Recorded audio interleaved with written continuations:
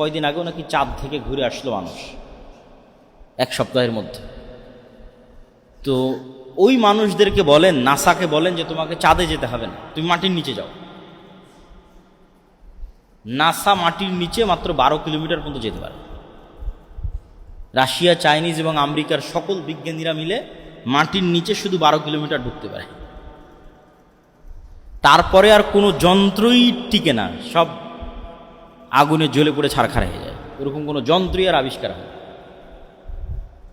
তাহলে মানুষ মহাকাশে যত দূর গেছে ঠিক তার উল্টা চিত্র মাটির নিচে। কিচ্ছু জানে না মানুষ মাটির নিচে কি আছে, কিছুই জানে না। 12 কিলোমিটারের পরে কি আছে মানুষ জানে না। আর জানার শক্তি এবং ক্ষমতার কনফিডেন্সও মানুষের নাই, বিজ্ঞানীদের নেই। ঠিক মানুষ মহাকাশে যত দূর গেছে তার উল্টা চিত্র মহাসমুদ্রে। মহাসমুদ্রের এমনও জায়গা আছে, এমনও গভীর খাদ আছে যেগুলোতে পৃথিবীর কোনো যন্ত্র কাজ করে না, কোনো নেভিগেশন, কোনো ইন্টারনেট নেটওয়ার্ক। এই জন্য ওগুলো দিয়ে কোনো জাহাজও যায় না, ওগুলোর উপর দিয়েও কোনো উড়োজাহাজ যায় না। তাহলে মানুষ মহাকাশের রহস্য ভেদ করে নিয়েছে, খুব ভালো কথা, কিন্তু মাটির নিচের রহস্য মানুষ ভেদ করতে পারে, মহাসমুদ্রের রহস্য মানুষ ভেদ করতে পারে। তাহলে মানুষের সবচেয়ে দুর্বল জায়গা তো মাটির নিচে, মানুষের সবচেয়ে দুর্বল জায়গা তো সমুদ্রে। এটা সম্পর্কে মানুষ কিছুই জানে না, জানার ক্ষমতাই নেই, জানবে কীভাবে, সম্ভবই না। তাহলে সব আমার কন্ট্রোলে, এটা ভুল কথা। অতএব আল্লাহ সুবহানাহু তাআলা আলা কুল্লি শাইইন কাদির। আমাদের এখানে এই মসজিদে এখন ফেরেশতারাও আছে, তো আমরা দেখতে পাচ্ছি। আল্লাহ চাইলে এভাবেও আড়ালে রাখতে পারে দাজ্জাল ইয়াজুজ মাজুজকে, ফেরেশতা এবং জিনকে যেভাবে আড়ালে রেখেছে। আর এর হাজারো প্রমাণ সৃষ্টিজীবে আছে। কুকুর, আমার এই দাড়ি কালো, এটা কুকুর দেখতে পায় না, তাহলে ও আমাকে চিনে কিভাবে? আমার গন্ধে। এই মসজিদের মধ্যে যেটা পাখি ঢুকে, তাহলে ওই ফাঁকগুলো বের করতে পারবে না, দেওয়ালের সাথে কাঁচের সাথে বাড়ি খাবে। সাপ আপনাকে ভিন্নভাবে দেখে, আপনি যেভাবে সাপকে দেখতেছেন আর আপনি আর এক মানুষের সাপও হবে না। তো এরকম আমরা ফেরেশতা এবং জিনকে দেখতে পাচ্ছি না, ওরা আমাদের দেখতে পাচ্ছে। এটা একটা লেভেল, যেটাকে বিজ্ঞানীরা বলছে ডাইমেনশন। যাক, ওই ব্যাখ্যা বাদ। তো আল্লাহ সুবহানাহু ওয়া তাআলা সকল কিছুর উপর ক্ষমতা পান। ফেরেশতা এবং জিন যেভাবে আছে সেভাবেও রাখতে পারেন, যেখানে আল্লাহ সুবহানাহু ওয়া তাআলা ভালো মনে করছেন সেখানে রাখতে পারেন, এবং সবশেষ আর একটা হতে পারে আল্লাহ অন্য পৃথিবীতেও রাখতে পারেন। কেন? আল্লাহ সুবহানাহু ওয়া তাআলা 7 আসমান এবং 7 জমিনের কথা কোরআনে বলেছেন, এবং 7 আসমান বানাতে আল্লাহর যা সময় লেগেছে 7 জমিন বানাতে আল্লাহর সেম সময় লেগেছে। তাহলে 7 আসমান যত বড়, 7 জমিনও তত বড়। এই জন্য অন্য জমিনেও আল্লাহ সুবহানাহু ওয়া তাআলা যদি রাখেন ইয়াজুজ মাজুজকে এবং দাজ্জালকে, এটা অসম্ভব, অস্বাভাবিক, ইম্পসিবল না। কিন্তু রেখেছেন অন্য জমিনে, এটাও নিশ্চিত করে বলা যাবে। কিন্তু নাই অন্য জমিনে, এটাও বলা যাবে। দাজ্জালের ফিতনা থেকে বাঁচবেন কিভাবে? দাজ্জালের ফিতনা থেকে বাঁচার ক্ষেত্রে বেশিরভাগ সময় সূরা কাহফের কথা বলা হয়েছে। সূরা কাহফে 4টা ব্যতিক্রম ঘটনা আছে। একটা ঘটনা তো আসহাবে কাহফ গর্তের মধ্যে হারিয়ে গেল। একটা ঘটনা জুলকারনাইন ইয়াজুজ মাজুজকে দেওয়াল দিয়ে ঘিরে দিল, এগুলো সূরা কাহফের ঘটনা। একটা ঘটনা মুসা আর খিজির আলাইহিস সালাতু ওয়াস সালামের ঘটনা। আর একটা ঘটনা 2 ভাইয়ের বাগান এক রাতের মধ্যে নিমিষে ধ্বংস হয়ে যাবে। এই 4টা গুরুত্বপূর্ণ ঘটনা সূরা কাহফে আছে। এই 4টা ঘটনার সারমর্ম শিক্ষা যা, ওঠেই মানুষকে দাজ্জালের ফিতনা থেকে বাঁচাতে পারবে। তো খিজির আলাইহিস সালাতু ওয়াস সালামের ক্ষেত্রেও অনেক গবেষক প্রশ্ন উত্থাপন করেছে। কেন? নিশ্চিত জ্ঞান তো কারো কাছে নাই, এই জন্য নিশ্চিত দাবি করা যাবে না, কিন্তু প্রশ্ন অবশ্যই করা যায়। প্রশ্নটা কি? যে খিজির আলাইহিস সালাতু ওয়াস সালাম যদি পৃথিবীরই হতেন, তাহলে আল্লাহ মুসা আলাইহিস সালামকে বলে দিতেন অমুক গ্রামে, অমুক শহরে, অমুক দেশে যাও, খিজির আছে। এইভাবে আল্লাহ সুবহানাহু ওয়া তাআলা ঠিকানা না দিয়ে বললেন মৃত মাছ ভেজে ব্যাগে নিয়ে নাও, সমুদ্রের ধার দিয়ে হাঁটতে থাকো, যেখানে ওই মাছ জীবিত হয়ে সমুদ্রে চলে যাবে ওখানে পাবা। আবার যখন খিজির আলাইহিস সালাতু ওয়াস সালামকে পেলেন, খিজির আলাইহিস সালাম সালাম, কি ব্যাপার, দুনিয়াতে সালাম কে দেয়? জান্নাতের সালাম। তুমি কোন মুসা? আমি নবী মুসা। তারপরে এমন সব অ্যাবনর্মাল ঘটনা ঘটতেছে যেগুলো পৃথিবীর ফিজিক্সে সম্ভব নয়। যেমন ওই মাছের জীবিত হয়ে সমুদ্রে যাওয়া ফিজিক্সে সম্ভব নয়, পৃথিবীর ল রেগুলেশনে। ঠিক এটাও সম্ভব নয় যে আপনি দেখবেন এই বাচ্চাটা বড় হয়ে ভবিষ্যতে তার বাপ মাকে হত্যা করবে, তাই অতীতে আমি ওই বাচ্চাকে জবাই করে দিচ্ছি।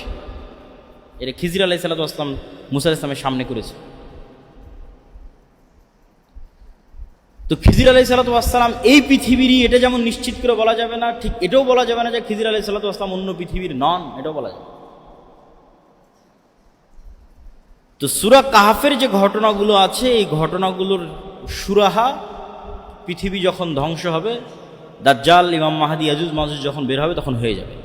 এই জন্য সূরা কাহফের কথা বারবার বলা আছে। সূরা কাহফে ইয়াজুজ মাজুজের কথা আছে, জুলকারনাইন ইয়াজুজ মাজুজকে বন্দী করে আসছে, ওগুলো মানুষ মিলাতে পারবে। এবং আল্লাহ সুবহানাহু ওয়া তাআলার সুন্নাত এমনই যে আল্লাহ সুবহানাহু ওয়া তাআলা যখন কোনো কিছু ঘটান, মুজিজা ছাড়া সব কিছু কোনো না কোনো একটা কারণের মাধ্যমে হয়, সিস্টেমে হয়। ইউসুফ আলাইহিস সালাতু ওয়াস সালামকে জেল থেকে বের করবেন, তাই জিবরাইল এসে জেলখানার মধ্যে থেকে বের করে নিয়ে যায় দিল, এটা না। কোনো একটা ঘটনা ঘটতেছে, ঘটনার প্রেক্ষাপটে ইউসুফ আলাইহিস সালাম জেল থেকে বের হচ্ছে। ইউসুফ আলাইহিস সালাতু ওয়াস সালামকে কুয়া থেকে উঠাতে হবে, তাই ফেরেশতা কুয়া থেকে উঠিয়ে দিল, এটা না। কোনো একটা ঘটনার প্রেক্ষাপটে ইউসুফ আলাইহিস সালাম কুয়া থেকে উঠতেছে। সাধারণত আল্লাহর সুন্নাত এমনই, মুজিজা যেগুলো ঘটে সেগুলোর কথা বাদ দিল। তো সেক্ষেত্রে দাজ্জাল আসলে একদিন 1 বছর হবে, একদিন 1 মাস হবে, একদিন 1 সপ্তাহ হবে, এটা এমনিই হবে, এটা আল্লাহর সুন্নাতের সাথে যায় না। বরং কোনো ঘটনাক্রমে হবে, কোনো ঘটনার ধারাবাহিকতায় হবে, এটাই সুন্নাতের সাথে যায়। সেই ঘটনা এমন ভয়াবহ ঘটনা যে ওই ঘটনার চাপ সামাল দিতে সূর্য আর পৃথিবীর স্বাভাবিক হতে সময় লাগবে, একদিন লাগবে 1 বছর, একদিন লাগবে 1 মাস, একদিন লাগবে 1 সপ্তাহ, তারপরে এরা স্বাভাবিক হতে পারবে, যে আবার আগের 24 ঘন্টার যে দিন রাত সেটাতে ফিরে যেতে পারবে। ঘটনা এত ভয়াবহ ঘটেছে যেই ঘটনার ভয়াবহতার পাল্টা প্রতিক্রিয়া সামাল দিতে এখন একদিন হবে 1 বছর, একদিন হবে 1 মাস, একদিন হবে 1 সপ্তাহ, তারপর আবার স্বাভাবিক অবস্থায় ফিরে গেছে। সেই ঘটনা কি সেটা আমরা জানি না, কিন্তু সেটা ভয়ঙ্কর ব্যতিক্রম কোনো ঘটনা। যদি ওইভাবে হয় তাহলে আল্লাহর সুন্নাতের সাথে মিলে। আল্লাহ সাধারণত এইভাবেই ঘটান। হ্যাঁ, আল্লাহ চাইলে সূর্য এবং পৃথিবীকে আদেশ দিয়েও একদিন 1 বছর করতে পারেন, একদিন 1 মাস করতে পারেন, একদিন 1 সপ্তাহ করতে পারেন, এটাও অসম্ভব না। কিন্তু সাধারণত আল্লাহ এমন করেন না। সাধারণত কোনো ঘটনার ধারাবাহিকতায়, পরিপ্রেক্ষিতেই, প্রেক্ষাপটে এগুলো ঘটতে থাকে। ফলত দাজ্জালের আগমনের সাথে সংশ্লিষ্ট যে বিষয়গুলো, এই বিষয়গুলো সূরা কাহফের যে ব্যতিক্রম ঘটনাগুলো আছে, এগুলোর চেয়েও ব্যতিক্রম। মানে আপনি দাজ্জালের ঘটনার উপর বলবেন যে আমি ঈমান আনতে পারতেছি না, তাহলে এগুলো তো আল্লাহ অতীতে ঘটেছে বলতেছে। মানে ইয়াজুজ মাজুজকে অতীতে জুলকারনাইন দেখে এসেছে এবং এক জায়গায় বন্দি করে এসেছে, এটা অতীতে ঘটা ঘটনা। সময়ের আপেক্ষিকতা আপনি বিশ্বাস করতে চাচ্ছেন না? আসহাবে কাহফের সময়ের আপেক্ষিকতা তো অতীতে ঘটে গেছে, 309 বছর। তো সূরা কাহফের এই ঘটনাগুলোর প্রতি আমাদের ঈমান যত মজবুত হবে, আমাদের বিশ্বাস যত মজবুত হবে, পরকালের প্রতি আমাদের ঈমান যত মজবুত হবে, এবং সবচেয়ে বড় কথা যেটা বলে বক্তব্য শেষ করে দেবো, খুতবা শেষ করে দেবো, ঈসা আলাইহিস সালামের আগমন, দাজ্জালের আগমন, ইমাম মাহদির আগমন, ইয়াজুজ মাজুজের আগমন, এগুলোর চেয়েও বড় ঘটনা হচ্ছে কোরআন এবং মুহাম্মদ সাল্লাল্লাহু আলাইহি ওয়াসাল্লামের আগমন। কেন? নতুন কোনো কোরআন তখন আসবে না। ঈসা আলাইহিস সালাম এই কোরআনের উপরে আমল করবে, রাসূল সাল্লাল্লাহু আলাইহি ওয়াসাল্লামের এই হাদিসের উপরে আমল করবে। তাহলে আসল ঘটনা কিন্তু আগেই ঘটে গেছে। এই কোরআন, এই হাদিসকে কাজে লাগিয়ে মুসলমানেরা এমন লেভেলে যাবে যে বিশ্ব বিজয় করবে। তাহলে কবে কি হবে, কবে কি ঘটবে, এটা চিন্তা না করে ওই কোরআন তো আমাদের কাছেই আছে। দাজ্জাল যেই নবীকে মানতে বলেছে, তামিম আদ-দারিকে, ওই নবীর হাদিস আমাদের সামনে আছে। তাহলে আমাদের কাজ ওই কোরআন এবং ওই হাদিসের উপর আমল করা। আর আমাদের প্রত্যেকের কিয়ামত আমাদের মৃত্যু। কিয়ামত মানে কি? পরকাল দেখা। তা আপনি মরলেই তো পরকাল দেখবেন, মরলেই কবরে যাবেন, ফেরেশতাদের দেখবেন, কবরে আযাব দেখবেন, জান্নাতের সুন্দর বাতাস দেখবেন, জাহান্নামের আগুনের তাপ দেখবেন, সবই দেখবেন, পরকালের সব দেখে নেবেন। তার কি দেখতে বাকি থাকবে? কিয়ামত হতে তো আর বাকি থাকবে। তাহলে মৃত্যুই কিয়ামত। তাহলে আমাদের কাজ কি? যেহেতু সবচেয়ে বড় ঘটনা আগেই ঘটেছে, নতুন কোরআন আসবে না, নতুন নবী আসবে না, আর আমাদের মৃত্যুই আমাদের কিয়ামত, তাহলে আমাদের এই কোরআন এবং হাদিসের উপর আমল করতে হবে। আর দাজ্জালের ফিতনা থেকে সে বাঁচতে পারবে না যার 1 টাকা অবৈধ টাকার প্রতি লোভ আছে, ও দাজ্জালের ফিতনা থেকে বাঁচতে পারবে। ওই আসহাবুল উখদুদের মতো আগুনে ঝাঁপিয়ে পড়ার মতো ঈমান যাদের থাকবে, যারা ওই আগুনের মধ্যে জান্নাত দেখতে পাবে, এরা দাজ্জালের ফিতনা থেকে বেঁচে থাকতে পারবে। যারা মরার জন্য প্রস্তুত থাকবে কিন্তু ঈমান বিক্রি করতে প্রস্তুত থাকবে না, এরাই দাজ্জালের ফিতনা থেকে বেঁচে থাকবে। তো দাজ্জালের সাথে তামিম আদ-দারির যে সাক্ষাৎ, সেই সাক্ষাতে দাজ্জাল 4টা প্রশ্ন করেছে। বুহাইরা তাবারিয়া, নাখলে বাইসান, আইনে জোগার, নবিয়াল উম্মি। বুহাইরা তাবারিয়া lake of Tiberias, sea of Galilee, এটা ইসরায়েলের সীমানার মধ্যে। এখন বাইবেলের বর্ণনা অনুযায়ী ঈসা আলাইহিস সালাম সব মুজিজা এখানে দেখাতেন, এই জন্য ইউরোপ আমেরিকার সব খ্রিস্টান এই সমুদ্র বা এই লেক, এই হ্রদ, এই খাল, এই বিল দেখতে আসে। আর নাখলে বাইসান এটা হচ্ছে ইসরায়েলের একটা শহর, বাইত শিয়ান, যেখানকার খেজুরের বাগানের কথা বলা আছে। আর আইনে জোগার এটা হচ্ছে ডেড সি, জর্ডানের সীমানার কাছে ডেড সির অতি নিকটে একটা জায়গা, স্প্রিং অফ জোয়ার, যেটাও বাইবেলের বর্ণনা অনুযায়ী লূত আলাইহিস সালামকে যেখানে আশ্রয় দেওয়া হয়েছিল সেটা। ফলত এটাও খ্রিস্টানদের কাছে খুব পবিত্র, খ্রিস্টানরা এটাও দেখতে আসে। তো এই 3টা প্রশ্ন করেই দাজ্জাল কি বলছে, 3টার সাথে পানির কানেকশন আছে। পানির সাথে দাজ্জালের কি রহস্য আল্লাহ ভালো জানে। সি অফ গ্যালিলি সেটাও পানি, নাখলে বাইসানে মানুষ পানি দিয়ে খেজুর চাষ করে কিনা, ওখানেও পানি, আর আইনে জোগারে পানি আছে কিনা, এটাও পানি। আর 3টাতেই দাজ্জাল বললো যে এগুলো সব বাদ হয়ে যাবে, থাকবে না। ওই সি অফ গ্যালিলিতেও পানি থাকবে না, এটাতেও পানি থাকবে না, ওই নাখলে বাইসান ওখানেও খেজুর চাষ হবে না। এখন কেউ কেউ মনে করে যে দাজ্জাল আসার আগেই মনে হয় এগুলোর পানি কমে যাবে, কিন্তু আর এক হাদিসে দেখা যাচ্ছে, ইয়াজুজ মাজুজের হাদিসে, যে ইয়াজুজ মাজুজ পৃথিবীতে এসে সবার আগে এই sea of Galilee, lake of Tiberias, এটার পানি খাবে। তো পানি যদি দাজ্জাল আসার আগেই শেষ হয়, তাহলে ইয়াজুজ মাজুজ পানি কই পাবে?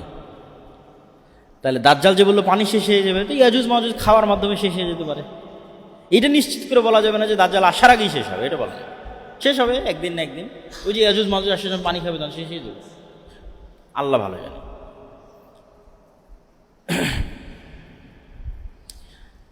তো দাজ্জালের এই ফিতনা থেকে ঈসা আলাইহিস সালাতু ওয়াস সালাম যখন মুমিন এবং মুসলমানদের মুক্তি দিবেন, তখন আল্লাহ ঈসা আলাইহিস সালাতু ওয়াস সালামকে বলবে, যেই নবীর হাতে পৃথিবীর সবচেয়ে বড় ফিতনা ধ্বংস হলো, সেই নবীকে আল্লাহ বলবেন যে এখন যারা বের হবে তার সাথে তুমিও পারবে না।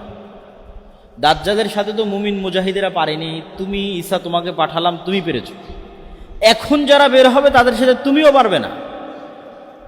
অতএব মুমিন মুজাহিদের নিয়ে তুর পাহাড়ে আশ্রয় নাও। এখন বের হবে ইয়াজুজ মাজুজ, এদের সাথে আমার কোনো বান্দা এদের মোকাবেলা করতে পারবে। এদের সংখ্যা এত বেশি যে রাসূল সাল্লাল্লাহু আলাইহি ওয়াসাল্লাম বলছেন, আদমের সন্তানের প্রত্যেক 1000-এ 999 জন জাহান্নামে যাবে। প্রত্যেক 1000-এ 999 জন জাহান্নামে, আদমের সন্তান প্রত্যেক 1000-এ। তো সাহাবীরা হতাশ যে প্রত্যেক 1000-এ যদি 999 জন জাহান্নামে যায়, তাহলে আমাদের জান্নাতে যাওয়ার কোনো সম্ভাবনা নাই, আমরাও তাহলে জাহান্নামে। তখন রাসূল সাল্লাল্লাহু আলাইহি ওয়াসাল্লাম বলছে, হতাশ হওয়ার কিছু নাই। প্রত্যেক 1000-এ যে 999 জন জাহান্নামে যাবে, এই 999 জনের বেশিরভাগই ইয়াজুজ মাজুজ। ধরেন আল্লাহ নবী তো নির্ধারিত করে বলেন, আমরা যদি অনুমান করি, কথার কথা বলতেছি, যে প্রত্যেক 1000-এর 900 জন হচ্ছে ইয়াজুজ মাজুজ, আর বাকি 100 জন হচ্ছে স্বাভাবিক মানুষ। বাকি 100 স্বাভাবিক মানুষের 99 জন যাবে জাহান্নামে, 1 জন যাবে জান্নাতে, কথার কথা বলতেছে। তাহলে ইয়াজুজ মাজুজের সংখ্যা কত হতে হবে? তাহলে ইয়াজুজ মাজুজের সংখ্যা নিদেন পক্ষে ন্যূনতম আদম আলাইহিস সালাতু ওয়াস সালাম থেকে নিয়ে কিয়ামত পর্যন্ত যা মানুষ হবে তার 900 গুণ হতে হবে, তার কয়েক শত গুণ হতে হবে। এখন তো 600 কোটি, এই 600 কোটির কয়েকশো গুণ বলিনি, আদম থেকে নিয়ে কিয়ামত পর্যন্ত যা মানুষ এসেছে তার কয়েকশো গুণ হতে হবে ইয়াজুজ মাজুজ। তাহলে এবার হিসাবে মিলবে যে আদম সন্তানের প্রত্যেক 1000-এ 900 জন জাহান্নামে যাবে, তার অধিকাংশটি ইয়াজুজ মাজুজ। তো ইয়াজুজ মাজুজ আদমের সন্তান। ইয়াজুজ মাজুজ যখন বের হবে, ঈসা আলাইহিস সালাতু ওয়াস সালাম মুমিন মুসলমানদের নিয়ে তুর পাহাড়ে আশ্রয় নেবেন। তো তুর পাহাড়ে যখন আশ্রয় নেবেন, তখন আবার সেম দাজ্জালের মতো বিপদ, খাবার নাই, চাষাবাদ নাই, ফল ফলাদি নাই। ওই বিপদে পড়ে আবার তারা কান্নাকাটি করবে আল্লাহর কাছে, আল্লাহ বিপদ থেকে উদ্ধার করে। ঈসা আলাইহিস সালাম কান্নাকাটি করবে। তখন আল্লাহ বিশেষ এক রোগে আক্রান্ত করে ইয়াজুজ মাজুজকে ধ্বংস করবেন। ধ্বংসের বর্ণনা হাদিসে এভাবে আছে, কামাউতি নাফাসিন ওয়াহিদ। একটা মানুষ মারা গেলে যেমন হয়, লক্ষ লক্ষ কোটি কোটি ইয়াজুজ মাজুজ এরকম একবারে একসাথে at a second, at a moment মারা যাবে। কেউ আগে কেউ পরে হবে না, একসাথে সব এক সেকেন্ডে শেষ। তারপর ঈসা আলাইহিস সালাম তুর পাহাড় থেকে নেমে আসতে চাইবেন, দেখবেন চারিদিকে শুধু লাশ আর দুর্গন্ধ। তখন তিনি আবার আল্লাহর কাছে দোয়া করবেন যে আল্লাহ, এই পৃথিবীতে তো বসবাসের উপযোগী 1 ইঞ্চি জায়গাও নাই, খাবো কি, চলবো কি? তখন আল্লাহ বিশেষ এক প্রকার পাখি পাঠাবেন, যেই পাখি এই লাশগুলোকে তুলে নিয়ে গিয়ে এমন জায়গায় ফেলে দেবে যেখানে মানুষ বসবাস করে, আল্লাহর আদেশ। উত্তর মেরু, দক্ষিণ মেরু, সাইবেরিয়া, বরফ আচ্ছাদিত, যেখানে আল্লাহ চাই। তারপরে ঈসা আলাইহিস সালাম নেমে আসবেন, আকাশ বৃষ্টি বর্ষণ করবে, জমিন ধুয়ে মুছে সাফ হয়ে যাবে এবং 7 বছর ন্যায়ের শাসন চলবে। এই ন্যায়ের শাসনের পর এক মৃদু বাতাসে ঈসা আলাইহিস সালাম সহ মুমিন মুসলমান সবাই মারা যাবে, শুধু ফাসেক ফাজের থাকবে। এই ফাসেক ফাজেরদের মধ্যেই যত হাদিস আপনারা শুনেছেন যে আল্লাহর নাম নেওয়ার কেউ থাকবে না, কোরআন পড়ার কেউ থাকবে না, লা ইলাহা ইল্লাল্লাহ বলার কেউ থাকবে না, কুকুর শ্রীগালের মতো খোলা মাঠে জেনায় লিপ্ত হবে, এগুলো এখন, তার আগে নয়। ঈসা আলাইহিস সালামের আগে এগুলো নয়। ঈসা আলাইহিস সালামের আগে মানুষের ঈমান এমন লেভেলে পৌঁছে যাবে, এমন লেভেলে পৌঁছে যাবে যে তারা দাজ্জালের ফিতনাকেও মোকাবেলা করতে পারবে। মুসলমানদের ঈমান এত উঁচুতে পৌঁছে যাবে যে দাজ্জাল বের হওয়ার আগে মুসলমানরা সব বিজয় করে নেবে। এই ভারত বলেন, মসজিদে আকসা বলেন, তুরস্ক বলেন, ইউরোপ বলেন, সারা বিশ্ব মুসলমানরা বিজয় করবে। যখন মুসলমানদের বিজয় অভিযান ঠেকাতে পারবে এরকম কোনো শক্তি পৃথিবীতে বাকি নাই, না ইহুদিদের না খ্রিস্টানদের, তখন এবার রাগের মাথায় দাজ্জাল বের হবে। তাহলে যেই মুসলমানেরা সারা পৃথিবী বিজয় করবে, সেই মুসলমানদের কাছে তো নতুন কোনো নবী থাকবে না, নতুন কোনো কোরআন থাকবে না, নতুন কোনো হাদিস থাকবে না। এই কোরআনই যা আমরা পড়ছি, এই হাদিসই যা আমরা পড়ছি। তো ফলত ঈসা আলাইহিস সালামের পূর্বে এগুলো হবে না, যে কোরআন নাই, কাবা ঘরে হজ নাই, লা ইলাহা ইল্লাল্লাহর নাম নেওয়ার কেউ নাই, না। ঈসা আলাইহিস সালামের আগে তো মুসলমানরা বিশ্ব বিজয় করবে, দাজ্জালের আগে, দাজ্জালের পূর্বেই। তাহলে এগুলো হবে কখন? ঈসা আলাইহিস সালামের মৃত্যুর পরে। ঈসা আলাইহিস সালামের আসার আগ পর্যন্ত জ্ঞানের চর্চা থাকবে না, শুধু ইসলামের চর্চা থাকবে না, শুধু সর্বোচ্চ পর্যায়ে পৌঁছে যাবে, তার সর্বোচ্চ চূড়া এবং শিখরে পৌঁছে যাবে। বক্তব্যের যেহেতু জুমার খুতবা, সেহেতু আমরা এই আলোচনা অত বিস্তারিত এবং লম্বা করতে পারতেছি না, কিন্তু শিক্ষণীয় অংশটুকু বলে শেষ করি। 2টা উত্তর দিয়ে শেষ করবো। 1, এই দাজ্জাল এবং ইয়াজুজ মাজুজ আছে কোথায়? আর 2, এই দাজ্জালের ফিতনা থেকে বাঁচবো কীভাবে, দিয়ে বলে বক্তব্য শেষ। দাজ্জাল এবং ইয়াজুজ মাজুজ কোথায় আছে এই প্রশ্ন উত্থাপন করে আমাদের ঈমান নষ্ট করা হয় এবং উল্টা পাল্টা ব্যাখ্যা দেওয়া হয়। বলে ইয়াজুজ মাজুজ হচ্ছে এই চাইনিজেরা ইয়াজুজ মাজুজ, কেউ বলে রাশিয়ানরা ইয়াজুজ মাজুজ, কেউ বলে আমেরিকা ইসরায়েল এরা ইয়াজুজ মাজুজ, কেউ বলেছিল হালাকুখা চেঙ্গিস খারে ইয়াজুজ মাজুজ। না, এগুলো উল্টাপাল্টা ব্যাখ্যা করা যাবে না। কেন মানুষের মনে হয় যে সারা পৃথিবী তো আমাদের কন্ট্রোলে, তো কোথায় ইয়াজুজ মাজুজ আর কোথায় দাজ্জাল? কিন্তু আপনি আশ্চর্য হবেন যে মানুষ মহাকাশ সম্পর্কে যতটুকু জানে, এই যে